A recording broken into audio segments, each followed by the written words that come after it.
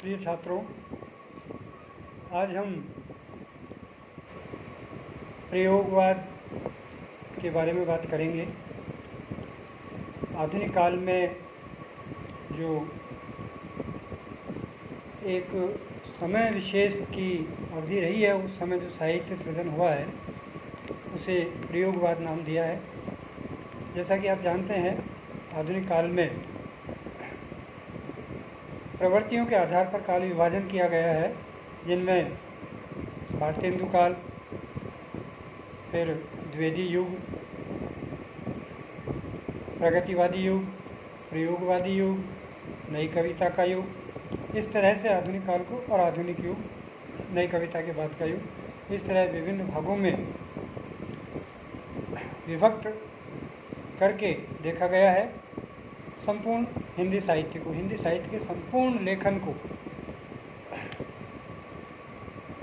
काल विभाजन करके अलग अलग उनकी सामान्य प्रवृत्तियों के आधार पर स्पष्ट किया गया है। तो आज हम बात कर रहे हैं प्रयोगवाद के बारे में। प्रगतिवाद के बाद में एक विभिन्न लोगों के समूह के द्वारा एक नए प्रकार की शैली में रचनाएं की जाने लगी, और उस शैली में रचना करने वाले लोग बहुतायत मात्रा में नहीं होकर के ऐसे लोग थे जो प्रतिष्ठित नहीं थे, प्रतिस्थापित नहीं थे, जिनको कोई पहचान नहीं थी। छायावाद में जिस तरह से प्रसाद पंत, निराला और महादेवी वर्मा स्थापित हो चुके थे, स्थापित कवि रह चुके हैं, और ऐसे स्थापित कवियों का जब साहित्य में बोलबाला था, तो ऐसे समय ऐसे बहुत से लेखक रहे हैं जिन्हें जनता जानती नहीं थी, और वे अपनी पहचान बनाने के लिए लालायित थे, पहचान बनाने के लिए काव्य रचना कर रहे थे, काव्य सृजन कर रहे थे। तो ऐसे कवियों को डॉक्टर अज्ञे, जिनका पूरा नाम आप जानते हैं, सच्चिदानंद हीरानंद वात्स्यायन अज्ञे जिनका उपनाम रहा है, उन्होंने एक प्रयास किया कि ऐसे नए नए लोगों को एक साथ एक मंच पर इकट्ठा करके और उन्हें आगे, उनकी हौसला अफजाई करें और उन्हें आगे बढ़ाने में सहयोग करें। तो अज्ञे ने तार सप्तक के नाम से उस समय एक पत्रिका निकाली, एक जिसे संपादन करते हुए एक पुस्तक आकार दिया उन कविताओं के संग्रह को, और बाद के समय में 1943 में अज्ञे ने, जब प्रगतिवाद का अवसान लगभग हो चुका था, उस समय 1943 ईस्वी में प्रयोगवाद नाम दिया इन्होंने कि हम प्रयोग कर रहे हैं नई नई चीज़ों का। तो इन्होंने जो किताब निकाली, जो जिसके संपादक ही खुद थे, उसमें इन्होंने प्रत्येक किताब में कुछ एक कवियों का समूह उसको साथ में रखा और नए नए कवियों को लिए। तो इन्होंने उस किताब का नाम जो दिया वो तार सप्तक था। तो पहली किताब जो निकली थी, पहला सप्तक निकला था, उसे तार सप्तक नाम दिया था। उसके बाद में दूसरा सप्तक, तीसरा सप्तक, चौथा सप्तक, इस तरह से इन्होंने वो किताबें निकली। और हर एक सप्तक में जिन कवियों को लिया, उसमें जो तार सप्तक में, यानी कि पहले सप्तक में जो कवि या लेखक आ चुके थे, बाद के सप्तकों में भी नहीं आए, बाद के सप्तकों में फिर नए कवियों को स्थान दिया। इस तरह इन्होंने नए नए कवियों को स्थान दे करके उन्हें आम आदमी के समक्ष, आम पाठकों के समक्ष स्थापित करने का प्रयास किया। ये कहते हैं अपनी भूमिका में, तार सप्तक की भूमिका में कहा है कि हम सब राहों के अन्वेषी हैं, हम नए कवि हैं और अभी हम शैशव अवस्था में हैं। हम जो कहना चाहते हैं, हम आम आदमी की, आम जनजीवन से जुड़ी हुई बातें पाठकों के समक्ष प्रस्तुत करना चाहते हैं। तो हम सब नए कवि हैं। तो ऐसा कह करके और ये अपनी बात रखते हैं, नए कवियों को स्थापित करने में अपना योगदान देते हैं। तो ये 1943 ईस्वी सन की बात है, जब उन्होंने इन लोगों के साथ में इन पुस्तकों का, इस पत्रिका का के संग्रह निकाले। 4 सप्तक, दूसरा सप्तक, तीसरा सप्तक, चौथा सप्तक। तो ये सभी कवि जाने माने कवि रहे हैं। डॉक्टर हरिचरण शर्मा प्रयोगवाद के बारे में कहते हैं कि 7 कवियों की रचनाएं इन सप्तकों में संकलित की गई थी और इनका संपादन करने का उद्देश्य, जो आगे ने स्वयं भूमिका में स्पष्ट किया है कि, और उसमें ये मानते हैं कि ये सब प्रयोगधर्मी कवि हैं और प्रयोगधर्मी कवि होने के कारण ही हम इस समय जो रचनाएं की जाती हैं या की जा रही हैं उनको हम प्रयोगवादी कविताएं कहेंगे। ऐसा आगे ने खुद उस 4 सप्तक की भूमिका में लिखा है। रामधारी सिंह दिनकर ने प्रयोगवादी या प्रयोगवादी साहित्य के बारे में वो कहते हैं, स्पष्ट करते हुए कहते हैं कि जब प्रगतिवाद के नाम से साहित्य में कनस्तर बजाने जाने लगे और साहित्य मूल्यों का ह्रास होने लगा, तब यह आवश्यक हो गया कि हिंदी की कला में और शैली के हिलते हुए महत्व को फिर से सुस्थिर करने का प्रयास किया जाए। और यही प्रयास धीरे धीरे बढ़ते हुए प्रयोगवाद बन गया। तो रामधारी सिंह दिनकर भी बाद की कविताओं के बारे में या बाद की कविताओं की शैली के बारे में कहते हैं कि ये नए प्रयोगधर्मी कलाकारों की देन है, नए कवियों की देन है। इसी कारण इन कविताओं को प्रयोगवादी कविताएं कहा जाने लगा।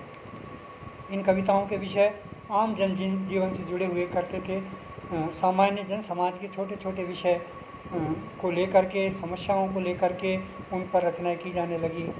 छोटी छोटी बातें, जूता, मोजा, पायजामा, कलम, दवा, पेन, ऐसे छोटे छोटे बिंदु जिन्हें लेकर के और लेखकों ने छोटे से छोटे विषय पर भी कविताएं लिखना शुरू कर दिया।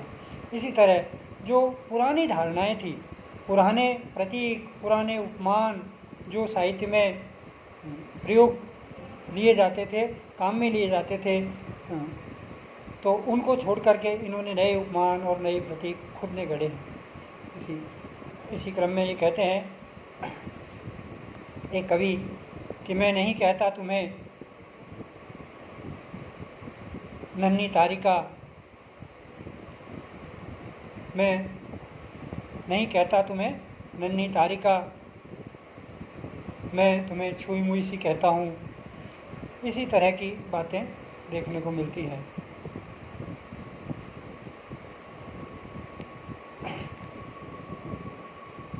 तो प्रयोगवादी कवियों की जो प्रमुख प्रवृत्तियाँ रही हैं, वो एक तो ये अपने आप को किसी बात में बंधना नहीं चाहते हैं। ये कहते हैं कि हम किसी भी खेमे में या किसी भी बात में अपने आप को बंधना नहीं चाहते हैं, हम किसी बात से अलग रहना चाहते हैं। तो इसीलिए सबसे पहली इनकी विशेषता है प्रयोगवाद की, वो तो ये है कि वाद से मुक्ति, कि ये स्वतंत्र कवि हैं, स्वतंत्र लेखन करने वाले कवि हैं। इसलिए ये अपने आप को किसी भी प्रकार की बात से मुक्त रखना चाहते हैं। दूसरी जो विशेषता है प्रयोगवाद की, वो है बौद्धिकता। प्रयोगवादी कवियों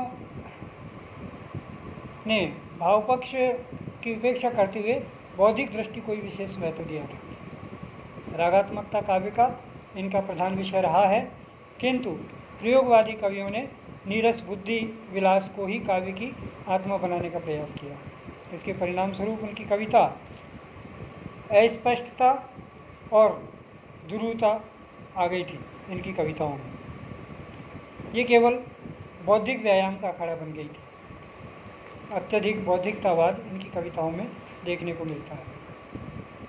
दूसरी घोर व्यक्तिवाद है। इनकी कविताओं में वैयक्तिकतावाद बहुतायत मात्रा में देखने को मिलता है। घोर वैयक्तिकतावादी कवि हैं, कविताएं हैं इनकी। भाव का साधारणीकरण कविता का मान्य उद्देश्य रहा है। प्रयोगवादी कवि इसके विपरीत विशेषीकरण का साधन मानते रहे हैं। उनकी भाषा, उनके शब्द, उनकी शैली, उनके उपमान सभी उनके अपने रहे हैं। उन्होंने नए उपमान गढ़े हैं, नई प्रतीक गढ़े हैं और नयापन है उनकी कविताओं में। जो परंपरागत प्रतिमान प्रतीक है उनको छोड़कर और इन्होंने नए।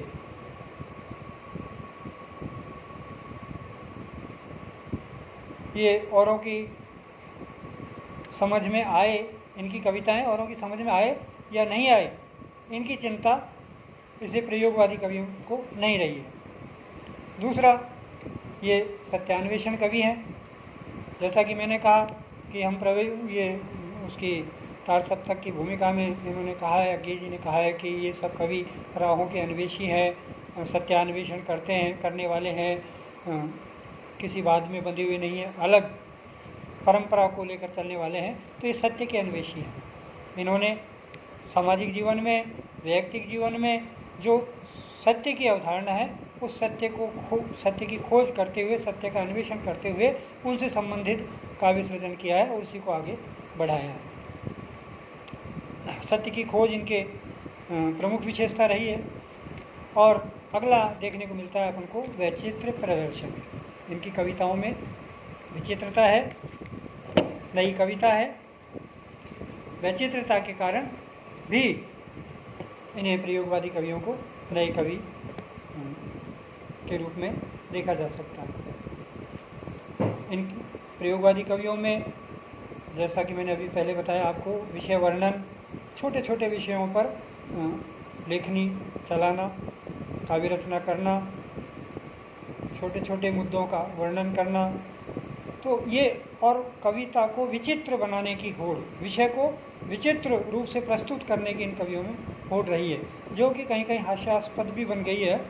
लोगों ने मजाक भी बनाया इनका, लेकिन ये कभी उससे विचलित नहीं हुए और इस क्षेत्र में लगातार अपनी लेखनी लिखते रहे।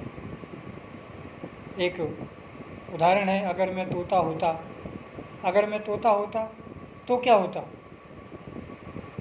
अगर मैं तोता होता, तोता होता तो क्या होता, तो क्या होता, तोता होता। अब ऐसी कविताएं जब कहेंगे तो लोगों के हास्यास्पद और उपेक्षा, लेकिन इसमें एक व्यंग्य भाव भी छिपा हुआ है।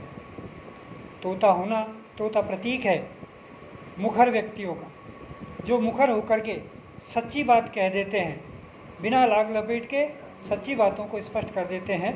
तो ऐसे लोगों को तोता कहते हैं कि जिसके मुंह में बात नहीं रुकती है, बात को दोहरा देते हैं। तो ऐसे तो बात में गूढ़ता तो रहती है इनके, लेकिन कई लोगों ने उन्हें मजाक के रूप में लिया है।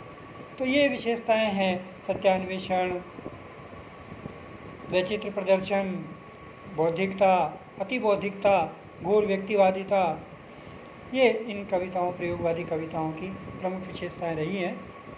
तो इस तरह से आप प्रयोगवाद के बारे में विस्तार से इनकी कविताएं, जब इन लेखकों की कविताएं पढ़ेंगे प्रयोगवादी कवियों की, तब आपको और ज़्यादा समझ में आएगा।